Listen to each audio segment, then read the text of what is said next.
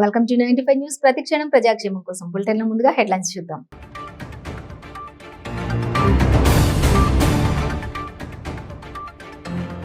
తమిళనాడులోని అరక్కోణంలో విషాదం. ఆలయ ఉత్సవాల్లో క్రేన్ కూలడంతో 4 భక్తులు దుర్మరణం.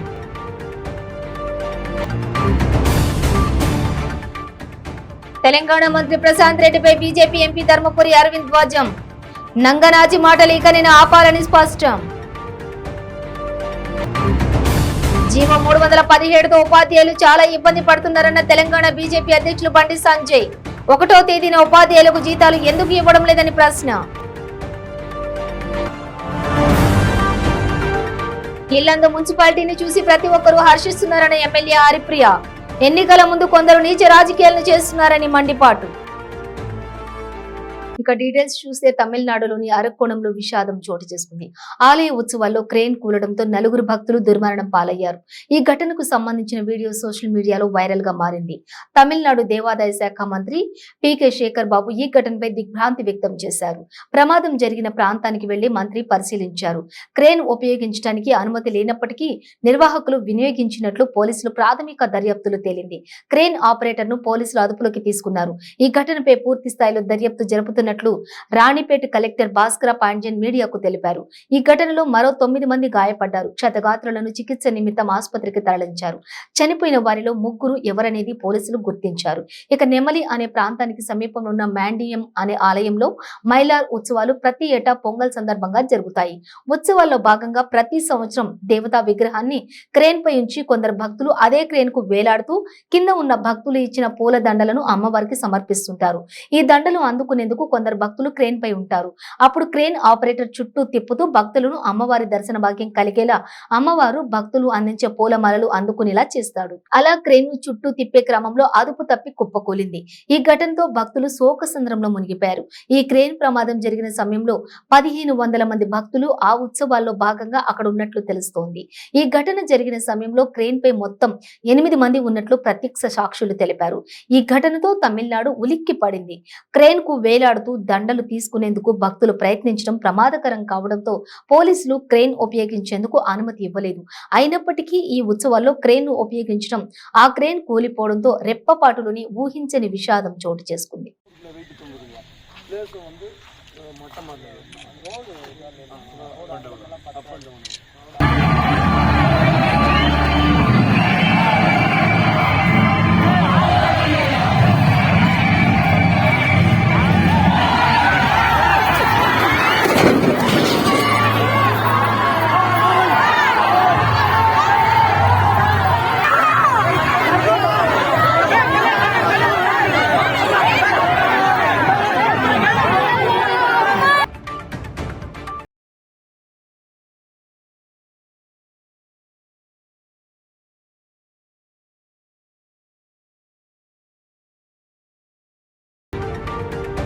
తెలంగాణ మంత్రి ప్రశాంత్ రెడ్డిపై బీజేపీ ఎంపీ ధర్మపురి అరవింద్ తీవ్ర స్థాయిలో ధ్వజమెత్తారు.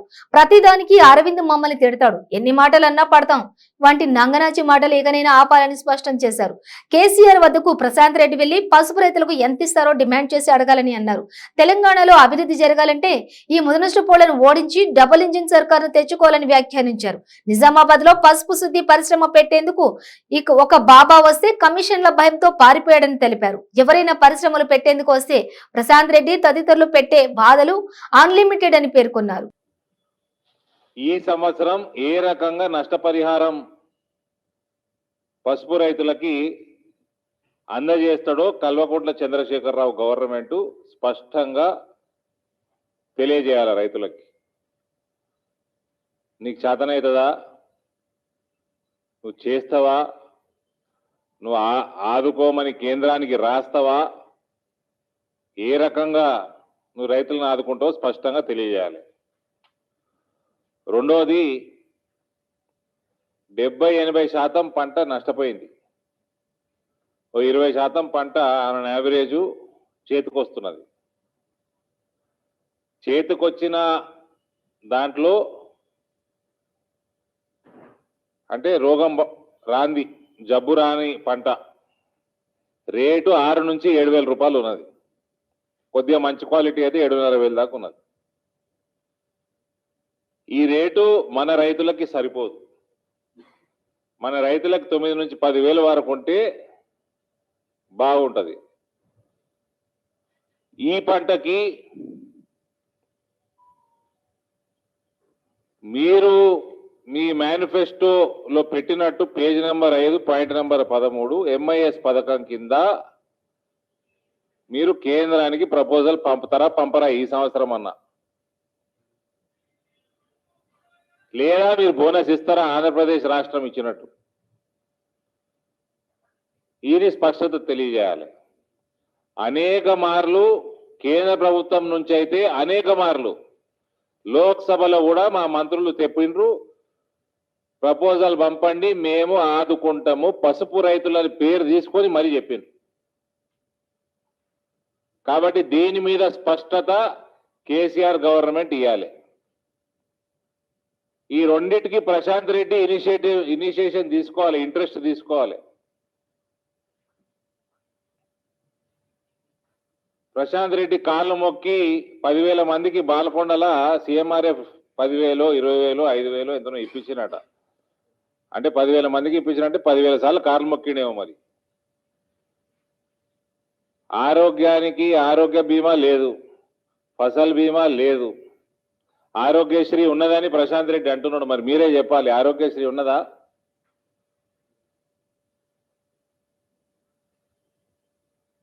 ఒకప్పుడు ఉమ్మడి రాష్ట్రంలో కార్పొరేట్ హాస్పిటల్ పోతే గరీబోళ్ళు నిండిపోయి ఉంటుండే హాస్పిటళ్ళల్లో. ఆరోగ్యశ్రీ పథకం అంత బ్రహ్మాండంగా నడుస్తుండే. ఇవాళ నాకైతే ఒక కేసు కూడా కనబడతలేదు. ఆయుష్మాన్ భారత్ పేపర్ మీద ఉన్నది. ఈయన పోయి కాళ్ళు మొక్కేట 10,000 మందికి ఇప్పించిందట. సరే, అది వేరే సబ్జెక్టు, దానికి వేరే రోజు మాట్లాడదాము. ఇప్పుడు ఫసల్ బీమా యోజన లేదు. ప్రశాంత్ రెడ్డి నీ నియోజకవర్గంలో మ్యాక్సిమం నిజామాబాద్ పార్లమెంట్లా తెలంగాణలో ఎక్కువ పడుతుంది, నిజామాబాద్ పార్లమెంటు, అందులో బాల్కొండలు ఎక్కువ పడుతుంది. సో నష్టపోయిన పసుపుకి ఏమి ఇప్పిస్తావు? మీ బాపు దగ్గరకు పోయి. రెండోది, జబ్బు రాని పంటకి మార్కెట్లో మేజర్ రీజన్ ఎక్స్పోర్ట్ డిమాండ్ తక్కువ ఉన్నది. ఎందుకంటే గ్లోబల్ ఎకానమీ స్లో డౌన్ వల్ల ఎక్స్పోర్ట్ డిమాండ్ తక్కువ ఉన్నది ఈసారి. అది కూడా నీకు ముందే చెప్తున్నా. కాబట్టి 2,000 రూపాయలు అదనంగా ఏ రకంగా ఎక్కువ వచ్చేటట్టు రైతులకి మనం చేద్దాం. నువ్వు చేస్తావా? చెయ్యి. నువ్వు సహాయం అడుగుతావా? MIS పథకం కింద పంపి, ప్రపోజల్ పంపి ఇప్పియనీకే మేము సిద్ధంగా ఉన్నాం. ఇవి స్పష్టంగా తెలంగాణ ప్రభుత్వం ముందుకు రావాలి ఈ ఆన్సర్లతోటి. ఇక వీళ్ళ అసలు సంగతి ఇంతకుముందు కూడా మీడియా మిత్రులకు చెప్పినాను. అనేక అంశాలలో మేము చేసిన మన పార్టీ నాకు ఇచ్చిన కమిటీ, పబ్లిక్ ఇష్యూస్ కమిటీకి, దాంట్లో భాగంగా మళ్ళోసారి ఈ పేపర్ కూడా మీకు ఇచ్చిపోతా. MIS పథకం లాగు చేస్తా అన్నారు, దానికి రైతులకి ధర వచ్చేటట్టు చేస్తా అన్నారు వాళ్ళ మేనిఫెస్టోలా. వాళ్ళ మేనిఫెస్టో అందుకనే గులాబీ రంగులో పెట్టిన. ఇందులో 2020-21కి జనరల్ కేటగిరీ రైతుకి 700. జీవో 317తో ఉపాధ్యాయులు చాలా ఇబ్బంది పడుతున్నారని, ఈ జీవోతో టీచర్ల జీవితాలను ప్రభుత్వం చిన్నాభిన్నం చేసిందని తెలంగాణ బీజేపీ అధ్యక్షులు బండి సంజయ్ మండిపడ్డారు. ఈ జీవో కారణంగా 34 మంది ఉపాధ్యాయులు ఆత్మహత్య చేసుకున్నారని ఆవేదన వ్యక్తం చేశారు. టీచర్ల పట్ల ముఖ్యమంత్రి కేసీఆర్ చాలా దారుణంగా వ్యవహరిస్తున్నారని విమర్శించారు. 1వ తేదీన ఉపాధ్యాయులకు జీతాలు ఎందుకు ఇవ్వడం లేదని ప్రశ్నించారు. 4 డిఏలను బకాయి పెట్టారని, పదోన్నతులు ఇవ్వడం లేదని దుయ్యబట్టారు. టీచర్ల బదిలీలో బీఆర్ఎస్ నేతలు పైరవీలు చేస్తున్నారని బండి సంజయ్ విమర్శించారు.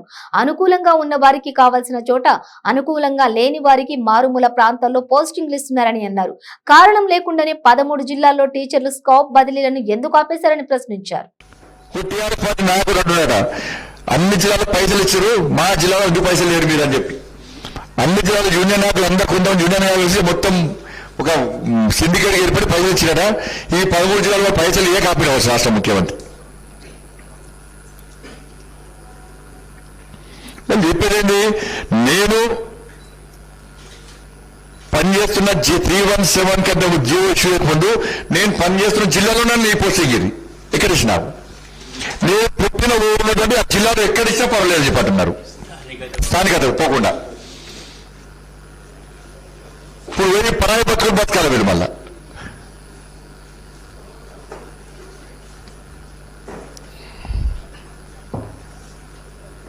పరాయి బతుకులు బతకాల్సిన పరిస్థితి వచ్చింది. ఒక జిల్లా నుంచి ఎక్కడో మారుమూల ప్రాంతం జిల్లాకి వేసినారు. పోనీ హెడ్ క్వార్టర్స్ ఉన్నటువంటి జిల్లా హెడ్ క్వార్టర్లు అన్ని కూడా బ్లాక్ వేసి పడేసారని అవన్నీ అమ్ముకుంటారు. అది అంటే వాళ్ళకి అనుకున్న వ్యక్తులుగా పోస్టులు ఇస్తారు అన్నట్టు.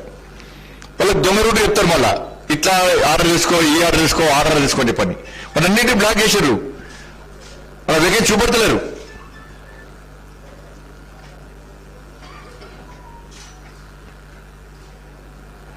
దాదాపు 34 మంది అనారోగ్యంతోనో ఆత్మహత్యలు చేసుకున్నారు. రోజుకి అనారోగ్యం కొంత ఆత్మహత్య చేసుకున్నారు. 34 మంది కనుక చనిపోయారు.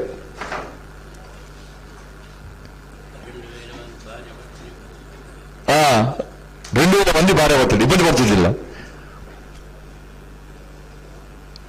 ఎట్లా బతకాలి వాళ్ళు పోయి? ఇప్పుడు జీతాలు ఇస్తున్నావు అంటే ఫస్ట్ ఆర్ జీతాలు ఇవ్వా, జీతాలు కూడా అడుక్కునే పరిస్థితి వచ్చాయి. కనుక రిక్రూట్మెంట్ అయ్యి ఇంకా స్కావెంజర్ తీసేసినావు, టీచర్లతో హెడ్ మాస్టర్ బాత్రూమ్ అడిగిస్తున్నావు. టీచర్ల కాడ హెడ్ మాస్టర్లు లేరు, హెడ్ మాస్టర్లు టీచర్ల కాడ స్కావెంజర్ లేరు. నువ్వు పిఆర్సీ కమిటీ ఎందుకు ఇస్తలేవు 5 సంవత్సరాల నుంచి? ఏ పోవడం కారణం ఎవరు ఆపారు నేను? 3 డిఏలు ఇవ్వాలి, 4 డిఏలు 3 అన్నది 4 డిఏలు ఇవ్వాలి, 4 డిఏలు ఇస్తలేడు. ఈ జీతాలు ఫస్ట్ ఆర్డర్ జీతాలు ఎందుకు ఇస్తలేడు అంటే జీతాలు రెగ్యులర్ ఇస్తే మళ్ళీ డిఏలు అవుతారని చెప్పి డిఏలు వాళ్ళ హక్కు అడుగుతున్నారు వాళ్ళు. నువ్వు ఇతర రాష్ట్రాలతో పోల్చుకుంటావు, కేంద్ర ప్రభుత్వంతో పోల్చుకుంటావు, మరి ఏం పోల్చుకుంటున్నావు? 4 డిఏలు ఎందుకు ఇస్తారు? నువ్వు రిటైర్మెంట్ అని బెనిఫిట్స్ ఇస్తలేవు.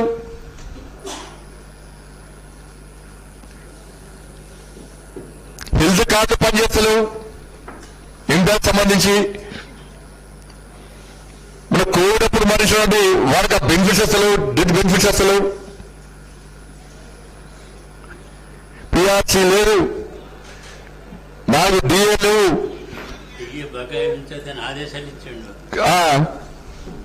ఆయన ఆదేశాలు ఇస్తాడు, ఇచ్చేది ఆయన ఎట్లా కూడా ఆదేశిస్తాడు. ఆయన ఏం ఇవ్వకుండా జీతాలు పచ్చాలు కూడా ఇవ్వకుండా వాడు జీతాల కోసం రోడ్డు మీద ఆందోళన వేయలే. జీతాల కోసం ఫస్ట్ ఆర్డర్ జీతాలు ఏమైనా ఆందోళన వేయలేదు. ఇప్పుడు ఉద్యోగస్తులు ఉపాధ్యాయులు కానీ భరిస్తారు వాడిగా, ఇంకా ఆందోళన భరిద్దామని చెప్పి.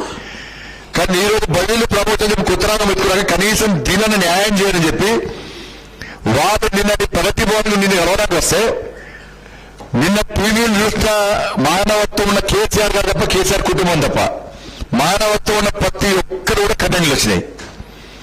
చిన్నపిల్లలు గుట్టుకుపోతున్నారు పోలీసులు. చిన్న పాప ఏడ్చింది, ఆమె ఎవరు తెచ్చుకోబోతున్నారు చిన్న పాపను. ఒక అబ్బాయి నానా నేర్చున్నాడు, ఆ అబ్బాయిని గుంజి పారించారు. అబ్బాయిని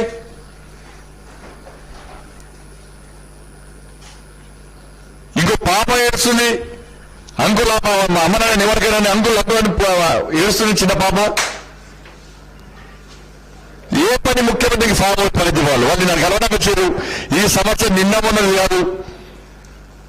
నువ్వు 317 జీవో ఇష్యూ చేసిన సమస్య ఏం చేస్తావు? కనీసం ఇవ్వరని పిలిచి మాట్లాడవా?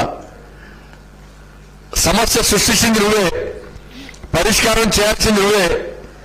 పరిష్కారం చేయాల్సిన నువ్వు ఆ సోయి లేకపోవడం వలన, పరిష్కరించే ఆలోచన లేకపోవడం వలన 34 మంది కంటే ఎక్కువ చనిపోయినప్పుడు కూడా కనీసం వాళ్ళ గురించి పట్టించుకోకపోవడం వలన నువ్వు రాక్షసాలను పొందుతున్నటువంటి పరిస్థితుల్లో ఈరోజు వాళ్ళు రోడ్డుకి ఆందోళన చేస్తున్నారు. ఎన్నో పేరెంట్స్ సస్పెండ్ చేస్తాం, ప్రమోషన్లు ఆపుతాం. నువ్వు వాళ్ళ మీద రాత్రి పోలీసులు ఎవరిది చల్ల లేవడ్డావు పోలీసులు వాళ్ళు దొంగ. తెలంగాణ రాష్ట్రంలో ఇల్లందు మున్సిపాలిటీ నెంబర్ 1 మున్సిపాలిటీగా తీర్చిదిద్దామని, ఇల్లందు మున్సిపాలిటీని చూసి ప్రతి ఒక్కరూ హర్షిస్తున్నారని, ఎలక్షన్ ముందు కొందరు నీచ రాజకీయాలు చేస్తున్నారని ఇల్లందు ఎమ్మెల్యే హరిప్రియ అన్నారు. ఎమ్మెల్యేగా ఉన్నప్పుడు గానీ, చైర్మన్ గా ఉన్నప్పుడు గానీ నియోజకవర్గంలో తిరగని వ్యక్తి, కరోనా సమయంలో ప్రజల దగ్గరికి వెళ్లని వ్యక్తి రాజకీయాలు చేస్తున్నారన్నారు. రాబోయే రోజుల్లో మహిళలంతా కలిసి ఉమ్మడి జిల్లాలోని 10 స్థానాలు గెలిపించాలని కోరారు. ఒకే తాటి మీద నడుస్తున్నాము, ప్రతి ఒక్కరం కూడా కేసీఆర్ గారి కోసం పనిచేస్తున్నాము అనేసి ఇన్ని రోజులు కలుపుకుపోదాము అన్న వేలోనే ప్రతి ఒక్కరం నడిచినప్పటికీ కూడాను స్వార్థం ఉన్న మనిషిని, ఏదో అంటారు కదా కుక్కతో ఒక వంకర అన్నట్టుగా, స్వార్థం ఉన్నటువంటి మనిషిని ఏ రోజు ఎవరు కూడా బాగు చేయలేరనేటటువంటి విషయం ఈ రోజు తేటతెల్లమైంది. కాబట్టి మరి స్వార్థపరులు ఎప్పుడు కూడాను మనల్ని నిలబెట్టినటువంటి నాయకుడి కోసం పనిచేయలేరనేసి తెలిసి మరి అలా వెళ్ళిపోతున్నటువంటి నాయకులు ఎవరైతే ఉన్నారో, మరి పార్టీని వీడిపోతున్నటువంటి నాయకులు ఎవరైతే ఉన్నారో, మరి ఈ రోజు కమ్మగానే ఉంటుంది, మాటలు కమ్మగా అనిపిస్తాయి. ఎందుకంటే నా వెనక ఇంతమంది ప్రజలు ఉన్నారు, నా వెనక ఇంతమంది ప్రజా ప్రతినిధులు ఉన్నారు అనేసి చూపించుకోవడానికి మాట్లాడేటటువంటి మాటలు చాలా తేనె మాటల్లాగా చాలా కమ్మగా అనిపిస్తాయి.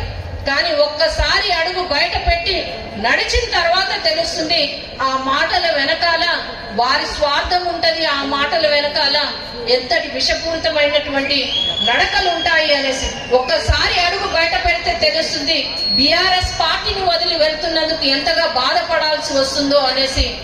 కాబట్టి నాయకులకు అందరికీ ఒకటే చెప్తా ఉన్నాం, మన నాయకులు కేసీఆర్ గారు ఉన్నారు. ఈ రోజు ప్రతి ఒక్క గ్రామ పంచాయతీకి 30 నుంచి 40 లక్షల రూపాయల అభివృద్ధి జరిగింది. ప్రతి ఒక్క గ్రామ పంచాయతీకి వారు ఇచ్చినటువంటి అభివృద్ధి కార్యక్రమాలే కాకుండా మరలా స్వయంగా ముఖ్యమంత్రి గారు వచ్చి 10 లక్షల రూపాయలు కేటాయించడం జరిగింది. మున్సిపాలిటీకి 25 కోట్ల రూపాయలను ఇవ్వడం జరిగింది.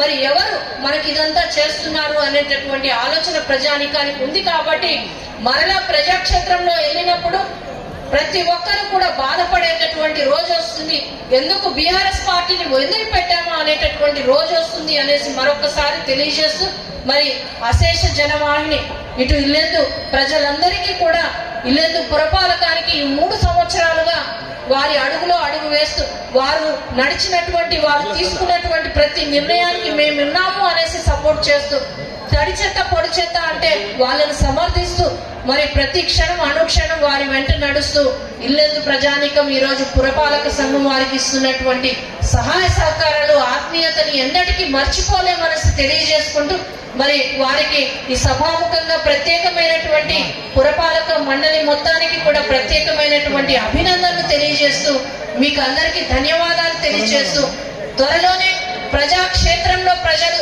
తగిన గుణపాఠం చెప్పేటటువంటి రోజు వస్తుంది, బాధపడే రోజు వస్తుంది అనేసి ఈ సభాముఖంగా తెలియజేసుకుంటూ జై కేసీఆర్. దళిత జేఏసీ అమరావతి రైతుల ఆధ్వర్యంలో సిఆర్డీఏ కార్యాలయం ఎదుట ఆందోళన నిర్వహించారు. అసైన్డ్ రైతులకు కౌలు చెల్లించాలంటూ ప్రధాన ద్వారం వద్ద బైఠాయించారు.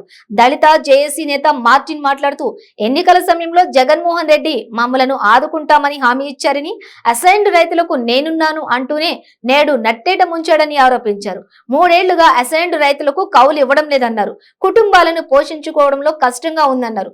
అమరావతిలో అసైన్డ్ రైతులు ఆకలి కేకులు జగన్ కు పట్టవా అని ప్రశ్నించారు. బాబాసాహెబ్ అంబేద్కర్ సిగ్గు రాజధాని అమరావతిలో అసైన్డ్ రైతుల ఆకలి కేకలు, సిగ్గు రాజధాని అమరావతిలో అసైన్డ్ రైతుల ఆకలి కేకలు. వేయాలి అసైన్డ్ రైతుల కౌలు వెంటనే, చెల్లించాలి అసైన్డ్ రైతుల కౌలు వెంటనే, చెల్లించాలి అసైన్డ్ రైతుల కౌలు వెంటనే. అందరికీ నమస్కారాలు. ఈ రోజున అమరావతి రాజధానిలో అసైన్డ్ రైతులకి 4000 ఎకరాలు ఇచ్చాం. అటువంటి అసైన్డ్ రైతులకి గత 4 సంవత్సరాల నుంచి అసైన్డ్ రైతులు కౌలు ఇట్లా. మేము తెలియజేసి అమరావతి అనేకమైన సార్లు అధికారులకు రిప్రజెంటేషన్ ఇచ్చాం. అనేక విన్నపాలు, మాది పెద్ద పెద్ద లాట్లు అయిపోతుంది ఇచ్చే అర్జీలు, అర్జీకి ఇంతవరకు ఆన్సర్ లేదు. అదేమని చెప్పి మేము సిఆర్డీఓని అడిగితే సిఆర్డీ అధికారులు కమిషనర్ లేకపోతే చిరంజీవి గారి గారు అన్నారు. చిరంజీవి గారి దగ్గరికి వెళ్తే లేదయ్యా మీకు సిఐడి ఎంక్వైరీ ఉంది, సిబిసిఐడి ఎంక్వైరీ అంటారు. మేము జగన్మోహన్ రెడ్డిని ప్రభుత్వాన్ని సూటిగా ఒకటే ప్రశ్నిస్తున్నాం. అయ్యా జగన్మోహన్ రెడ్డి, అమరావతి 5 కోట్ల ఆంధ్రుల కోసం ఇచ్చాం భూమి మేము అసైన్ రైతులవి. అటువంటి మేము 5 కోట్ల ఆంధ్రులకు భూమి ఇస్తే ఆ భూమిని నాశనం చేసావు. అన్ని పిచ్చెట్లు తొమ్మ చెట్లు మీ నాయకులు అన్నట్టు అడవి చేసావు, ఎడారి చేసావు, శ్మశానం చేసావు. ఆఖరికి ఆ ప్రాంతంలో ఉన్న అసైన్ రైతులు కూడా తిండి తెప్పలు లేకుండా అమరావతి రాజధాని ఆకలి కేకలుగా ఈరోజు మేము సిఆర్టీ ఆఫీస్కి వచ్చి మేము 5 కోట్ల ఆంధ్రుల భూమి ఇస్తే దానికి మాకు కౌలు ఇయటం చేతకారి దద్దమ్మ ప్రభుత్వం మీరు. అటువంటి మీరే మా జీవితాలను నాశనం చేస్తుంటే మేము రైతులు అసైన్ రైతులని దళిత చేసి అమరావతి గారి ఆధ్వర్యంలో వచ్చి సిఆర్టీ వారిని అడుగుతుంటే జ్ఞాపక వాయిదాలు వేస్తారు. మేము ముఖ్యమంత్రిని సిఆర్టీ అధికారులని సూటిగా ప్రశ్నిస్తున్నాం. అమరావతి రాజధాని 5 కోట్ల ఆంధ్రుల్ని అటువంటి రాజధానిలో భూమి ఇవ్వడం మేము చేసిన తప్ప అసైన్ రైతులుగా. అటువంటి పరిస్థితుల్లో అసైన్ రైతులు కవులు ఈ సంవత్సరంతో 4వ సంవత్సరం, రేపు మార్చి వస్తే 4 కూడా పోతే 5 వస్తాయి కవులు వేయకపోవటం. జగన్మోహన్ రెడ్డి గారు వచ్చి ముఖ్యమంత్రి అయిన దగ్గర అసైన్ రైతు కవులు లేదు. అటువంటి పరిస్థితుల నుంచి మేము ఈ రోజున రోడ్లు పాలయ్యి చేసుకోవడానికి కూలీ లేక రావాల్సిన పెన్షన్ కూడా టయానికి రాక. అంకం సువర్ణకంలా, నేను దళిత చేసి మహిళా కన్వీనర్ తుళ్ళూరు. ఈరోజు జగన్మోహన్ రెడ్డి గారు మరి దళితులకే అచ్చంగా దళితులు బడుగు బలహీన వర్గాలనే వెన్నుపోటు పొడిచే విధంగా ఈ ప్రభుత్వం చేస్తుంది. అందులో రాజధానిలో మేము కూడా అసైన్ రైతులం కూడా 4000 ఎకరాలు ల్యాండ్ పూలింగ్ ఇచ్చాం. గత ప్రభుత్వంలో మాకు కవులు సజావుగా అంత సక్రంగా జరిగింది. ఈ ముఖ్యమంత్రి ఎక్కిన కాడ నుంచి కూడా మాకు అసైన్ రైతులకు సమాన ప్యాకేజ్ అంటూ మా చేత ఓట్లు వేయించుకొని మమ్మల్ని నమ్మించి మోసం చేసి మరి సమాన ప్యాకేజ్ కాదు కదా, కనీసం కవులు లేదు, రైతు కూలీలకి పెన్షన్ సరిగా ఇవ్వటం లేదు. 2 నెలల పెన్షన్ అంటే 1 నెల వేస్తాడు, 5 నెలలు అంటే 3 నెలలు వేసి వదిలేస్తున్నాడు. కాబట్టి మేము అక్కడే చెప్తున్నామండి, మీరు ఎవరితో పెట్టుకున్నారంటే బడుగు బలహీన వర్గాలతో పెట్టుకున్నారు. ఎవరైతే మీకు 90% ఓట్లు వేసారో వాళ్ళతో పెట్టుకున్నారు జగన్మోహన్ రెడ్డి గారు. ఇప్పటికైనా బుద్ధి తెచ్చుకోండి. అమరావతిలో అసైన్ రైతులు ఆకలి కేకలు, పనులు లేక మరి పక్కన ఎన్నో కిలోమీటర్ల దూరంలో వెళ్ళి వాళ్ళు బడుగు బలహీన వర్గాలు ఎంతో ఇబ్బంది పడుతున్నారు. కాబట్టి దళిత ఏసీ తరఫున మేము గతంలో తుళ్ళూరు వెళ్ళామండి. తుళ్ళూరు సిఆర్టీ ఆఫీస్కి వెళ్తే విజయవాడ వెళ్ళండమ్మా అంటారు. విజయవాడ వస్తే మేము అంతా పంపించామని ప్రభుత్వం అని అంటారు. కానీ మేము పొలాలు ఇచ్చింది ఎవరికండి? సిఆర్డీఏ వారికి. ఈ రోజు సిఆర్డీఏ వాళ్ళే బాధ్యత తీసుకోవాలి మా కౌలు విషయంలో అని కూడా మేము డిమాండ్ చేస్తున్నాం. నెల్లూరు జిల్లా మర్రిపాడు తహసీల్దార్ కార్యాలయం ఎదుట వ్యక్తి ఆత్మహత్య యత్నం కలకలం రేపింది. మహబూబ్ బాషా అనే వ్యక్తి పెట్రోల్ పోసుకుని ఆత్మహత్య యత్నానికి పాల్పడ్డాడు. ప్రభుత్వం తనకిచ్చిన భూమిని వైసీపీ నేతలు ఆక్రమించారని ఫిర్యాదు చేసినా తహసీల్దార్ పట్టించుకోవడం లేదని ఆవేదన వ్యక్తం చేశాడు.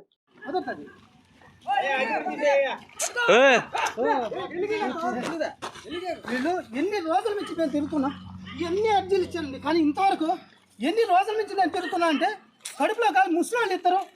నా పరిస్థితి బాగాలేక ఎన్ని రోజుల నుంచి వాళ్ళని తీసుకొని పోలేక స్వయంగా జేసీ గారు వచ్చి ఇక్కడ అర్జీలు ఇస్తా ఉంటే అర్జీలు కూడా తీసుకోకుండా నాకు ఈ మీద కనీసం చర్యలు తీసుకోకుండా ఉంటే ఈరోజు ఏం చేసుకోవాలి నేను చెప్పండి? ఇంకేం చేయాలా? ఒక సగటు మానవుడిగా ఇంకేం చేయాలి చెప్పండి? నాకు ఎంత ఇబ్బంది అవుతుంది. ఎన్నిసార్లు పేపర్లు వేసా పట్టించుకోలేదు, ఎన్నిసార్లు ఏం చేసా పట్టించుకోలేదు. ఇంకా ఎట్ట చేయాలా? ఈ రోజు గట్టిగా అడిగితే నాకు ఆయన సర్వేర్ లేరంటారు. సర్వేర్ అయినా బాగలేక పడుకోండి, ఆయన ఇచ్చున్నాడు కదా, దాని ప్రకారం కూడా మూవ్ అయిన ఉంటే ఇంకేం చేయాలండి చెప్పండి మీరు? తహసీల్దార్కి చెప్పారా? తహసీల్దార్కి ఇప్పుడు పోయి అడిగితే తీసుకుంటాను చర్యలు అంటాడు, కానీ ఏం తీసుకుంటాడు? ఆయన తీసుకోలేదు. ఇదిగోండి చూడండి ఎన్నిసార్లు అర్జీ ఇచ్చున్నాను నేను. ఇవన్నీ చూడు, ఇవన్నీ అర్జీలు కదా. ఇంకేం చేయాలా? ఇంకా పెట్రోల్ పోసుకో, ఇంకేం చేయాలా చెప్పండి? ఇంకేం చేయాలా? పెట్రోల్ చేసుకోమంటే ఇంకేం చేయాలా చెప్పండి? సాటి విలేకరుగా కూడా మేము ఇంత పని చేస్తా ఉంటే ఇంకేం చేయాలి సార్ మేము చెప్పండి? ఇంకేం చేయాలంట? ఈ రోజు కడుపులో బాధ మేము పోతా ఉంటే ఈ రోజు కూడా కనీసం ఇంకేం చేయాలి సార్? ఇంకేం చేయాలి నేను చెప్పండి? పల్నాడు జిల్లా సత్తెనపల్లిలో జనసేన జిల్లా అధ్యక్షులు గాదే వెంకటేశ్వరరావును అరెస్ట్ చేశారు పోలీసులు. అచ్చంపేట మండలం ఇసుక క్వారీల పరిశీలనకు బయలుదేరిన జనసేన నాయకులను అడ్డుకున్నారు. గాదే అరెస్ట్ తో పోలీస్ స్టేషన్ కు జనసేన కార్యకర్తలు భారీగా చేరుకున్నారు.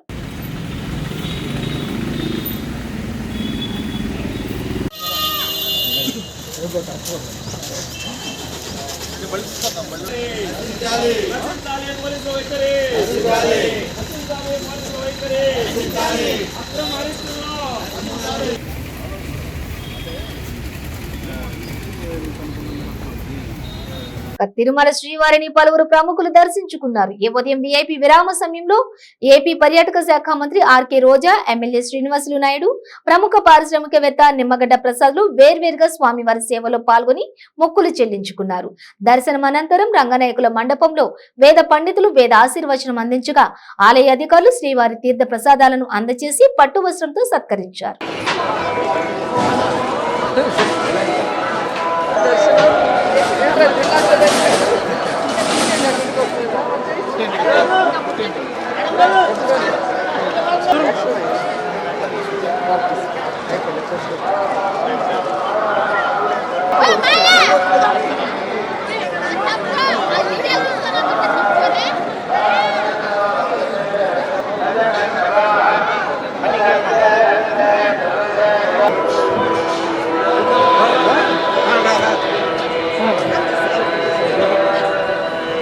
జగిత్యాల జిల్లా మెట్పల్లి పట్టణంలోని ప్రభుత్వ జూనియర్ కళాశాలలో విద్యా వైజ్ఞానిక ప్రదర్శన వేడుకలను డీఎస్పీ రవీందర్ రెడ్డి జ్యోతి ప్రజ్వలన చేసి కార్యక్రమాన్ని ప్రారంభించారు.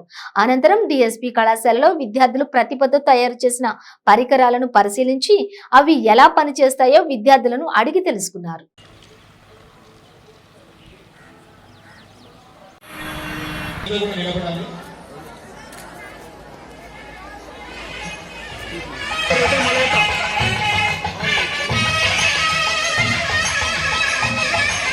సార్ రండి సార్ వెనకాలకి మీరు కాలేజ్ సార్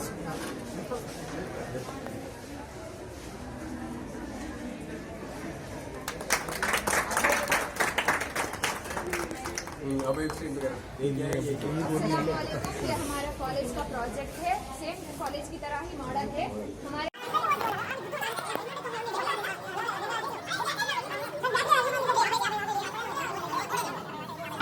కాలేజెస్ కళాశాలలు అంటే ఒక రకమైనటువంటి చిన్న చూపు ఉంటుంది. ఈ కళాశాలల్లో ఏం చెప్పుతారు, అసలు విద్యనే సరిగ్గా చెప్పరు, బోధించరు, విద్యార్థులు అంతంత మాత్రమే అనేటువంటి ఒక దుష్ప్రచారం అనేటువంటిది ప్రజల్లో ఉంది. దానిని తొలగించడానికి మా వంతు కృషిగా మేము ఈ విధంగా కొంత ముందుకు రావడము, వాళ్ళల్లో ఉండేటువంటి విద్యా వైజ్ఞానికమైనటువంటి కొన్ని విషయాలను వెలికి తీయడానికి కోసము మేము ముందుకు రావడం జరిగింది.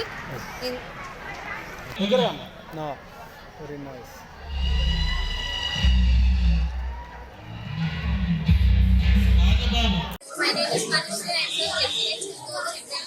I am my project name is Petrified. The construction field vendors like plumbers, electricians have reached Prabhu to find any height of the buildings or any walls.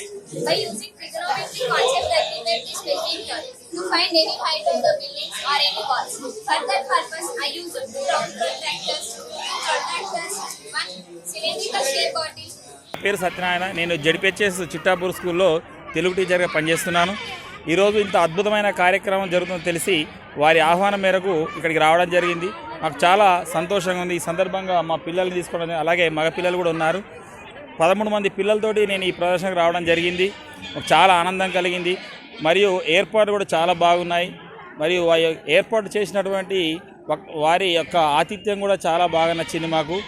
ఈ యొక్క ప్రదర్శన చూస్తుంటే మా పిల్లలు కూడా చాలా ఉత్సాహంగా సంతోషంగా ఉన్నారు. వారికి కూడా ఈ ప్రదర్శనలు ప్రేరణగా నిలిచి భవిష్యత్తులో వీరు కూడా మరెన్నో ఇలాంటి ప్రదర్శనలు చేయాలని పాల్గొనాలని కూడా వీళ్ళు నాతో చెప్పడం జరిగింది. బ్రిటన్ ముగించే ముందు హెడ్లైన్స్ మరోసారి.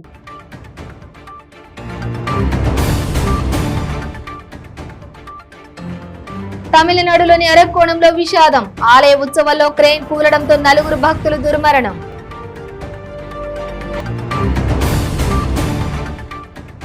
తెలంగాణ మంత్రి ప్రశాంత్ రెడ్డిపై బీజేపీ ఎంపీ ధర్మపురి అరవింద్ ధ్వజం. నంగనాచి మాటలు ఇక నేను ఆపాలని స్పష్టం. జీవో 317తో ఉపాధ్యాయులు చాలా ఇబ్బంది పడుతున్నారన్న తెలంగాణ బీజేపీ అధ్యక్షులు బండి సంజయ్. 1వ తేదీన ఉపాధ్యాయులకు జీతాలు ఎందుకు ఇవ్వడం లేదని ప్రశ్న.